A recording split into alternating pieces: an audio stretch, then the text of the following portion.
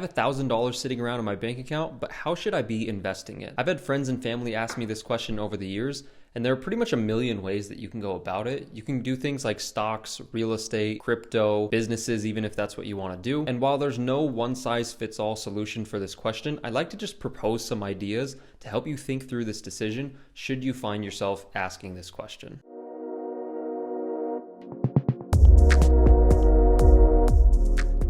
So there are basically three ways that I think of breaking down how you should invest $1,000.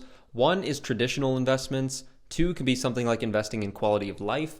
And then three can be investing in yourself. And let me explain. So let's start with traditional investments, and I'm going to start with talking about stocks. There's a bunch of ways that I could go about this, but let's start by getting an understanding of what the stock market actually is, and then we could talk about what you should do with it. So most people think that the stock market is designed for investors, and while that's sort of true, in reality, it's mainly designed for the businesses in the actual stock market. And here's why. If you wanted to start a company, there's basically three ways that you can fund it. One way is to use your own money, but you're going to need a lot of it if you're going to start a big company. Another way is to go to a bank and actually get a loan from them. And then the third way is to get money from other people, aka investors. And so the stock market exists because all of these public companies, they give out shares and they trade those in exchange for money so that they can actually run the operations of the business itself. And that's where you and I come in. We buy shares, we give away our money, we fund those businesses so they can go operate and do things. And then in return, we hope that we get some type of interest back so that we're being compensated for giving away our money. Now, big companies often choose giving away shares instead of getting a loan because you're going to pay a ton of interest and you're going to need a massive loan from a bank in order to do that. And so it's easier to give away shares and give away some ownership of your business. And some companies do all three, right? They use a little bit of money that they might have, they get some loans, and then they also give away shares. But the point is, the stock market is not necessarily designed for you, it's designed for the businesses. Now, if you put money in there and you actually get interest back and you grow your investments, that's wonderful. And that's worked for a very long time in the US stock market. But the main point is that it's not built for you. So if you understand that concept, you understand that stocks can be a bit risky and that you could lose your entire investment. But the good news is that the stock market has other options available to you in the form of index funds or ETFs, where you can buy a bunch of stocks all at once, like an S&P 500 index, which you can buy through VOO, SPY, or SPLG. And that way you get a piece of 500 companies all at once, and you're not risking yourself and all of your money to a single company. But the key with stocks specifically is that you stay in it long enough to see the actual benefits. Now, what I mean is any single year, if you just invested from January to the end of December, you have a chance of ranging from -37 to +47%. But if we expand that out to a 5-year period, you have a chance of making -3% to +28%. So your chances improve of actually making money here. But the really interesting part is that if you expand it all the way out to a 20-year period, any 20-year period in the US stock market, it ranges from +6% to +17%. And so if you have your time horizon long enough, i.e. 20 years or more, you're almost guaranteed, I don't ever want to say guarantee, but you're almost guaranteed of making money. So that's why I recommend that people invest for the long term, because if you choose a 20-year period or more, you have the highest chance of success. The next investment that you could choose with your $1,000 is in real estate. Now, real estate's been around since Adam took a bite of that apple and then was forced to wear clothes the rest of his life. And tons of millionaires have used this to build their wealth and also preserve their wealth for a very long time. And that's because there are quite a few benefits attached to it. First of all, it's a tangible asset, which means it provides a physical investment that you can grow over the long term. Second, you have cash flow potential. So if you buy a property and you have tenants in there, so you're not living in there, somebody else is, they get to pay you rent, and that's giving you cash flow every month to cover the mortgage and ideally a little bit extra. Third is appreciation. So real estate over time typically goes up and to the right, and so that's going to allow you to sell the property for more than you bought it for later on. So fourth is leveraged opportunities. So you can actually use borrowed money to invest in real estate, which can help amplify your returns, but it can also amplify your risk, so be very careful with that. Fifth is tax benefits. So you get to write off a lot of things when you buy a real estate property, and you could take advantage of deductions like mortgage interest, property taxes, depreciation, and maintenance expenses. Sixth is diversification. Now, real estate allows you to diversify your assets a little bit more than if you were just buying something like stocks, and this way you're reducing your overall risk, and so you're not keeping all your eggs in one basket. Seventh is one of the best ones. You have control control over this investment. So with stocks, you just buy them and you kind of have to wait and you're at the mercy of the company itself. But with real estate, you can be very, very active and hands-on, and you can improve a property and you can work to find better deals. And so there's a lot more opportunity to sell this at higher returns than other things like stocks. Now, for the past 32 years, the housing market in the US has grown at an average of 5.5%. So it's a little bit slower than stocks, but it's often regarded as a safer investment because people will always need homes to live in, and you get cash flow and all of the other benefits that I just mentioned. Another option that's newer but kind of considered a traditional investment is crypto. Now, my only experience with crypto was back in 2018 when a buddy of mine suggested that I start buying in. And I think that's when prices were kind of going a little bit crazy and everybody was watching Bitcoin. And so I decided that I could buy some random altcoins and meme coins and think that I'll get a 200% return. But it actually wasn't that easy, and I ended up losing a bunch of money. And since then, I haven't really touched crypto, but I know that a lot of people have made a lot of money from it. And that's because obviously Bitcoin has been one of the greatest assets in terms of appreciation over time, especially since something like 2014 until now. And even if you buy into Bitcoin now, I think it's right around $100,000. Even if you buy into Bitcoin now, there's probably a lot of upside potential coming up, right? I'm not a crypto guy, and so I don't know all the details about it. And so I hesitate to recommend it to anybody, but I still want to bring it up because I know that a lot of people love it. And if I were to ever buy crypto again, I would stick to Bitcoin and Ethereum. I would no longer mess around with altcoins thinking that I'm going to hit the lottery and get some type of 100x return on my money. Now, another reason why I'm not buying crypto right now is because the overall market cap of the stock market is sitting around $55 trillion, and then crypto is around $3.5 trillion. So the stock market still has 15 times more money than everything in the crypto markets. And so I think there's still plenty of money to be made there with traditional investments. But if you want to buy some crypto, go buy some Bitcoin and Ethereum.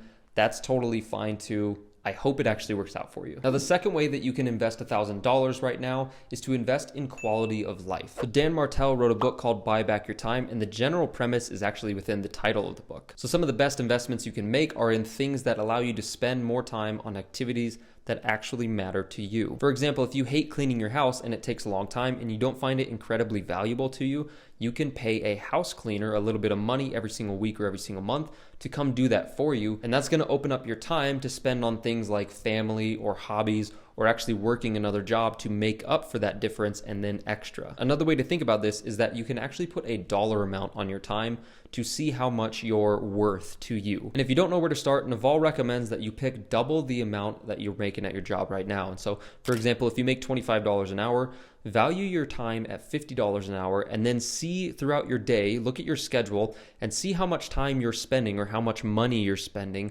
on activities that aren't really adding value to your life. So if you play video games for 4 hours at $50 an hour, you're spending $200. And you can ask yourself, would I be willing to spend $200 in order to play video games today? The answer is probably not. Or what if you're answering emails for your personal business and you find out that that's only yielding about $10 an hour for you? And so you're spending $50 an hour to make $10 an hour. That means you're missing out on 40 with that activity, and that you should be delegating or automating that task to somebody else so that you can spend time on $50 an hour activities or greater. So I hope that concept makes sense to you. It's not perfect, and I know that we don't always have extra money sitting around to pay someone like a house cleaner or to pay an admin assistant to handle our emails. Now, I'm sure there's activities that you're thinking of right now that are worth spending on to buy back your time. Another popular way to spend $1,000 in investing in quality of life is to invest in experiences over stuff. Now, there's a bunch of studies on this, specifically researchers like Thomas Gilovich and Ryan Howell. They've shown that spending money on things that actually last and that produce memories bring long-term happiness over just buying possessions, which is an indication that experience over stuff leads to greater happiness. And this is often attributed to the fact that when you're doing things with other people, when you're being social, when you are investing and spending money on experiences, those create richer memories, you develop social connections, and you're also less susceptible to comparison because it's kind of hard to compare memories, but it's very easy to compare stuff. And I'm sure you felt this way too. I mean, think about the old shoes that you have sitting in your closet that you haven't worn in a long time. When you first bought them, they were very exciting and they maybe gave you some temporary joy, but that fades really quickly. And the feelings of buying new stuff like that, they don't quite last nearly as long or have as great an impact as building things like core memories, right? They're not as exciting as that biking trip you took with your dad when you were 10, or that fancy dinner you went on for your first anniversary, or that marathon that you signed up for the first time ever and you trained every single day for it just so you can prove to yourself that you can do it. those things are worth investing in. Those things are worth spending $1,000 on because they're going to dramatically improve the quality of your life, and you get to hold on to those memories forever. And so for this particular one, don't think about it as an investment in your money bank. Think about it as an investment in your memory bank. Now, the last way, and in my opinion, the very best way that you can invest $1,000 today is investing in yourself. Now, everybody and their mom on the internet talks about this, but nobody really tells you why or what does it actually look like. Invest in yourself. It's kind of a vague idea. I got a much better picture when I listened to Warren Buffett and Charlie Munger in a lot of Berkshire Hathaway's annual shareholder meetings. They get asked this question almost every year, and their answers are typically the same. Warren Buffett responds with something like, if you're the best lawyer in town, or you're the best doctor, or you're the best teacher, it doesn't really matter what you pick. If you're the best at your craft, if you master one single thing, you can basically charge anything you want, and you don't have to worry about inflation eating away at your earning power. And the point that he's making is that if you really want to affect your financial life in the most dramatic way possible, you need to increase your skill sets. You can get really good at one thing and charge people for it. Now, this can look very different depending on what skill you actually choose. For example, if you're a software engineer